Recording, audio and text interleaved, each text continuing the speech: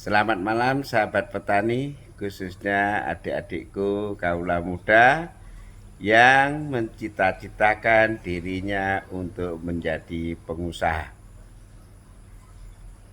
yang akan mencetak lapangan pekerjaan, yang akan membayar pajak jumlah besar jangka panjang, yang akan memberdayakan sumber daya alam kita, yang akan menggerakkan ekonomi bangsa, dan terakhir yang akan membendung PMA. Malam ini saya Wayan Supatno, Pak Tani, mau berbagi.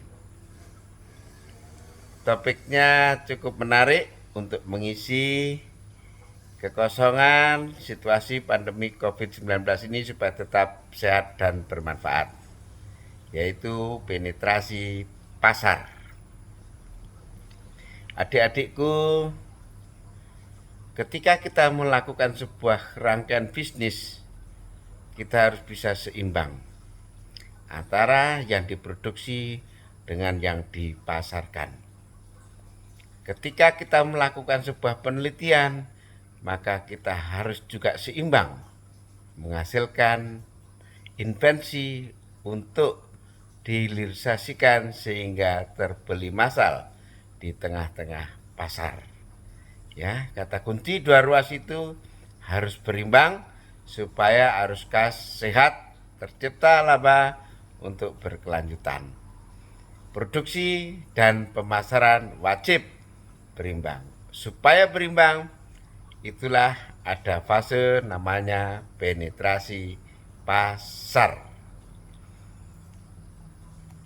Ketika kita bayangkan sebuah produk dikatakan bagus, banyak, mahal atau murah, hebat, dan lain sebagainya.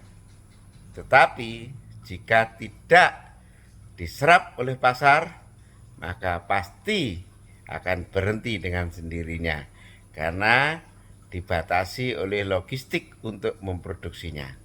Sama persis penelitian juga seperti itu. Ya. Ketika kita mau melakukan sebuah proses penetrasi pasar, maka kita harus menguasai produk kita harus skill terhadap proses penetrasi pasar, dan kita juga harus menguasai pasar, kita harus menguasai produk pesaing di pasar, kita juga harus mengenal siapa pemain-pemain lawan atau pesaing atau kompetitor di pasar. Sehingga kita tahu persis sasaran bidiknya, segmenting, targeting, dan positioningnya, ruang lingkup gerak majunya, itu yang harus kita kuasai.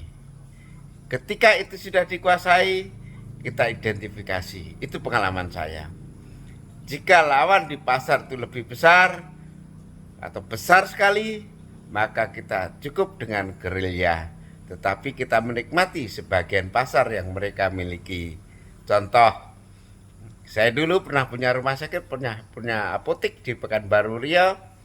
Ada salah satu perusahaan raksasa, pabrik kertas, membutuhkan obat-obat farmasi jumlah besar rutin, suppliernya dari Jakarta. Tidak mungkin saya saingi dengan cara normatif, sehingga saya harus gerilya.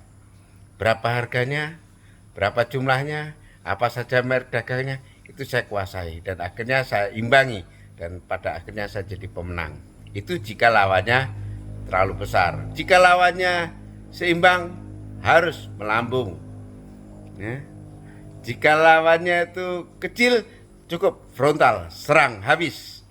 Nah, dengan mutu dan harga yang murah, karena HPP rendah, mutunya bagus, pasti kita menang. Caranya berikutnya bagaimana? Kita harus senantiasa membangun merek perorangan atau nama baik dengan hubungan emosional, dengan sentuhan mikro, maka kebijakan rasional makro pun akan berpihak. Hubungan baik akan mengalahkan hubungan bisnis yang besar. Karena itu, kita kalau jadi pelaku bisnis harus senantiasa membangun merek perorangan.